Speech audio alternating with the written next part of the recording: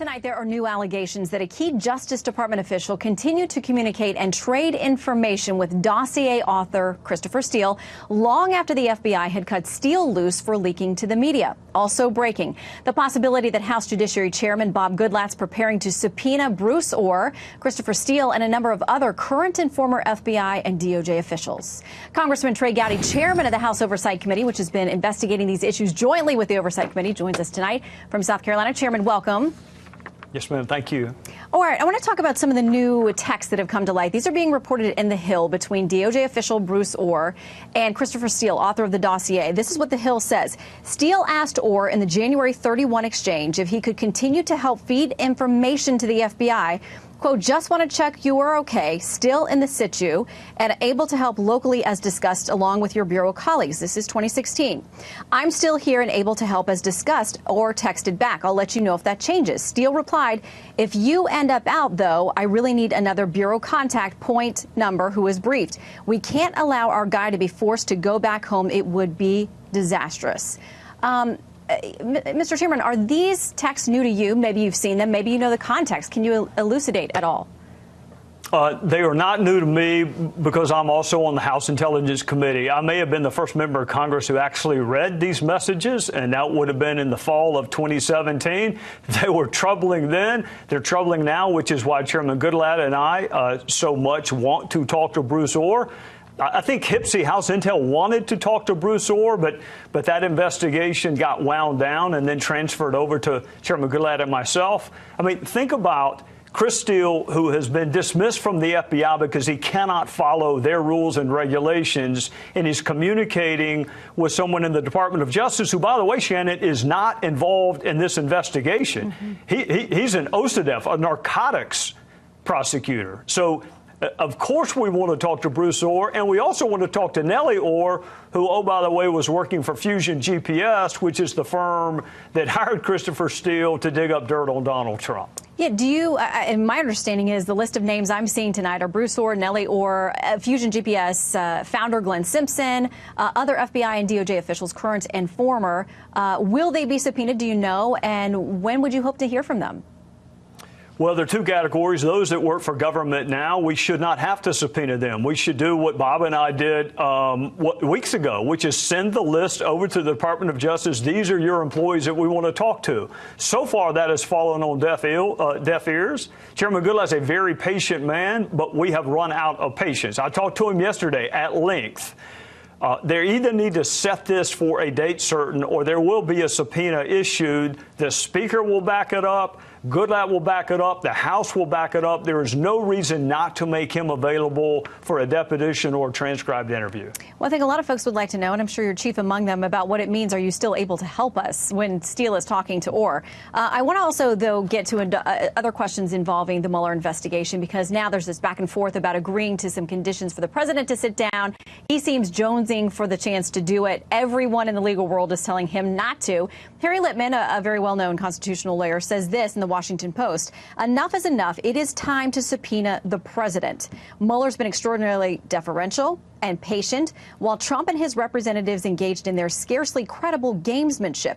It's become increasingly apparent that neither Trump nor anyone in his orbit has any interest in answering Mueller's questions. In a word, they are playing Mueller and in the process playing the country. First, do you think that they will subpoena the president? And second, if it gets to the Supreme Court, how does this go? If they subpoena the president, there'll be a motion to quash, and our grandkids may be having this conversation. It would take a while to litigate it. The reason I'm smiling, Shannon, is I was on a committee that sent some questions in writing to President Obama. They were really important questions to the family members of 4 people who were killed. I'm not even sure he even opened the envelope. So where this newfound outrage is that presidents won't answer legitimate inquiries from either that branch or another branch, I am on record as saying this. President Trump can get much better legal counsel than what I can provide him. And it's been a while since I had my Miranda warnings read to me, but I'm fairly familiar with them, and I think you can stop answering questions whenever you want to. So what I would tell the president, sit down and answer the questions about what, if anything, you know about what Russia did in 2016. and then answer the questions about who, if anyone, did it with them. That's the core jurisdiction of Bob Mueller. Answer those and then don't answer anymore. You don't have to answer a question simply because it's asked. But I think the optics of not answering the collusion, conspiracy, coordination questions aren't great. So if he's open to free legal advice, which is usually worth what you pay for, but I'll try it anyway, answer the questions related to the two core pillars of Mueller's jurisdiction. What did Russia do? Do you know anything about it? My guess is no. With whom, if anyone, did they do it? I think the president has said repeatedly he knew nothing about it. In fact, he told Comey, if anyone on my team did it, I want you to find out, which tells me he doesn't know anything about anyone on his team doing it. Answer the questions and then don't answer the rest of it. I won't ask you to answer when you were last Mirandized. We won't get into that, although I'd love to know. College, I think. We'll talk about that another time. Mom. In the meantime, Chairman, thank you very much. We'll dig into that separately. Great to have you with us tonight. Yes, ma'am. Thank you. Let's bring in today's headliner, Anthony Scaramucci, former White House Communications Director. Anthony, great to see you this morning. Hey, good morning, guys. All right, so you've heard the response. Big news. Yeah, so what do you think about it? Well, listen, I think it's the right strategy. I mean, just talking from the president's legal team, they've got to make sure that it's a very narrow-banded window of questions. They're obviously going to be concerned about the perjury issue. If you were sitting with that legal team right now, you would say the president did absolutely nothing wrong. But we can't have anything, what they used to say about Watergate, the cover-up being worse than the crime, or any potential perjury. And so that is absolutely the right strategy. And I would also recommend to the president, as I've said, let's not tweet about it anymore. No tweets related to the Trump Tower meetings, no tweets related to any of this stuff, because I think he's ultimately going to get what he wants. I do not believe that he's a target of these investigations as it relates to Russian collusion. But what's at issue is, did he do something related to obstructing justice? And so I clearly believe that he did not do that. And now it'll be up to his legal team to prove that to Robert Mueller. And so, but I do think my former law school professor, Alan Dershowitz, is right. They're going to make this thing very, very narrow because ideally they really don't want the president to testify. But I know the president, Sandra, and the president probably very much so wants to testify because he wears everything on his sleeve, and he doesn't think he did anything wrong. What Dershowitz said with Sandra last hour is that this goes to the Supreme Court. And if it does, the court will rule in favor of some questions and rule out of favor for other questions. So what would be in, Anthony, and what would be out? Well, listen, I mean, what would clearly be in is whether or not they have the right to speak to the president through the subpoena process. And so I think the conservatives on the court would probably say that they don't. You have to leave the president alone. He's got a very difficult job. And the liberals would probably say that they do. And so they would probably split the baby and allow certain questions to be asked and other questions, frankly, not to be asked. It's interesting because, Judge Kavanaugh wrote a lot of stuff related to this after the Starr investigation. And so he's taken the position now that it's sort of inappropriate to put the president in that position while he's trying to run the United States government. Rudy Giuliani. But I don't think. But I just want to say one last thing. I don't think that Jay Sekulow or Rudy Giuliani want it necessarily to go to the Supreme Court. I think they would accept a very narrow window of questioning, and hopefully Robert Mueller will do the same. Rudy was very clear last night with Hannity on what he will not let happen when it comes to this. Watch. He knows the answers to every question that he wants to ask. He's going to ask him, did you tell Comey to go easy on Flynn? The president's going to say, no, I didn't. Hey, Bob, you know it. Why do you want to get him under oath? You think we're fools? You want to get him under oath because you want to trap him into perjury. Well, we're not going to let you do that. Anthony? It's about right. Well, listen, I mean, the president is a freewheeling guy. You can just look at the campaign stops. You can look at the way he handled the debates, and you look at the way he's handled a lot of aspects to the presidency. And so, but this is not a freewheeling situation. Okay, this requires a tremendous amount of verbal discipline. It requires a tremendous amount of coaching.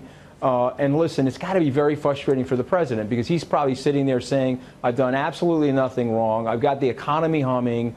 I've got the unemployment numbers at an all-time low. I'm fixing the Korean problem. I'm decimating the Iranians. If you guys would just leave me alone, we've got a roller coaster of winning taking place.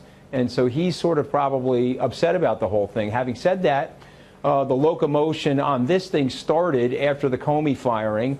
And hopefully it will conclude soon, and they've got to wrap it up here, hopefully, with a narrow-banded testimony or no testimony. But I really hope it doesn't go to the Supreme Court, guys, because every time something goes to the Supreme Court, it's like lighting another match in the partisan struggle that we have going on in the country right now. A lot of people. Jamil Jaffer now, a former Justice Department attorney and former clerk for Justice Gorsuch. Great to have you today. Let's start, if we can, with that idea that the president answers to the politics of this. The attorneys are looking at whether you should sit down and what is reasonable as conditions to do that. What would be reasonable?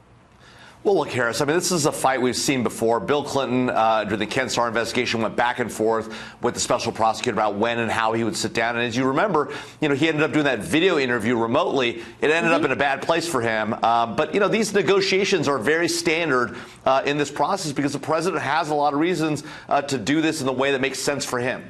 It's also worth noting that the president will talk with some people outside his legal counsel circle, too, some who are maybe not even attorneys. Senator Graham told me last night that he was asked by the president as they played golf earlier this week about this very thing. Let's watch that.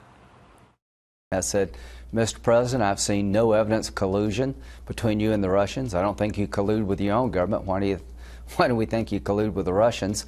I've been looking at it for 2 years. You just got to be patient and let it run its course, and it will. And we're going to make sure he's treated fairly. Jamil, he is counseling him, and as many others have, that just let this play out so it doesn't become a political talking point. But there are legal reasons, too, perhaps, for not stepping in and trying to thwart an investigation. Your thoughts? Well, that's exactly right, Harris. I mean, look, the president's getting a lot of legal advice from his team. They're likely telling him not to sit down with the special prosecutor, that it's a potential perjury trap. And they're telling him to stay off of Twitter and stop talking about this publicly. Look, the Mueller investigation is going to run its course. That's just the reality. The president's not going to be able to change that fact. And by going sort of out there on Twitter, talking about it and laying out sort of what he thinks is his story, which at times has changed, is not helpful to him and to his lawyers. And so, the best thing the president can do here is really to stay on his agenda, his topics, and not get involved in the back and forth about this investigation. It's interesting that you bring up Twitter, because that's where Robert Mueller has said he'd like to focus next. But what you're indicating isn't what has happened in the past. You're saying from this point on. Why do you say that? Well, look, I mean, I think the challenge here is that the president obviously wants to get out there and tell a story. He actually wants to sit down with the prosecutors and talk about what his view is. I think he thinks he can actually win this conversation with Bob Mueller. And the reality is, look, Bob Mueller is a serious federal prosecutor. He's got a serious group of people on his team. This is not the place you want to be and have this debate. At the end of the day, the investigation is going to do what it's going to do. And so the president ought to just sort of, get off the topic, focus on his agenda, which is there are a lot of things he wants to do that are positive for the country. He got to focus on that instead of going back and forth with Bob Mueller and continue to make Russia the primary story in the news. I just find it fascinating, and you can respond to this or not, we'll move on, but why does everybody talk about entrapment when they talk about Robert Mueller? Is that his special gift? I mean, should that actually even be the goal? No, it's to find out the facts. Well, look, Harris, this often happens with special prosecutors. They do a long investigation, and they end up charging folks about things that have literally nothing to do necessarily with the investigation, but about what happened during the investigation, lying during the investigation. We saw that already with Mike Flynn, and that's a challenge for anybody who's being interviewed or talking about these issues. And, the president has a lot of things that have happened during time, and he has different views about how the events went than what other people have said. And so that's going to cause him some challenges going forward, and he needs to be cautious about that because that is a thing. Lying to a federal prosecutor is a crime, and that's a problem. Former DOJ attorney and Bush 43 White House legal counsel, Jamil Jaffer. Thank you very much. Rudy Giuliani, the president's attorney, Sandra, continues to insist that there is a circumstance whereby the president could decide to actually sit down with the special counsel. But the parameters for such a sit down continue to change day to day. And Giuliani is obviously very frustrated. We've heard him talk about that, not just on the air, but also in private conversations. He really wants this wrapped up, as you said. He has suggested that the Mueller team's handling of the probe has been unfair. And he's adding that because of the midterms, this frankly should be over by late summer, early fall. Now, all that as we continue to follow the back and forth between the parties over exactly what Mueller's team could or shouldn't ask the president. I've never been involved in an investigation on either side that's more illegitimate than this one. I think if it isn't over by September, then we have a very, very serious violation of the Justice Department rules. We offered him an opportunity to do a form of questioning. He can say yes or no. This is an investigation that at its outset has been corrupt. I can assure you this tonight. This legal team is not walking this president into a perjury trap. Not going to happen. If there's any type of interview, whether it's written or otherwise, it will be the appropriate type of response. Sandra, the circumstance here is a complicated one in that the president obviously would like to go ahead and make his case. But as an attorney, you simply don't want to put him in a position where he might injure himself, perjure himself, or perhaps blow up this investigation altogether. And that's where Rudy Giuliani is. And I want you to listen very carefully to how he describes a possible circumstance for a sit-down. He's been pretty clear when he has said, listen, the president could decide to do this, but I'm not so sure they're going to actually let him do that. We'll be watching as it all unfolds.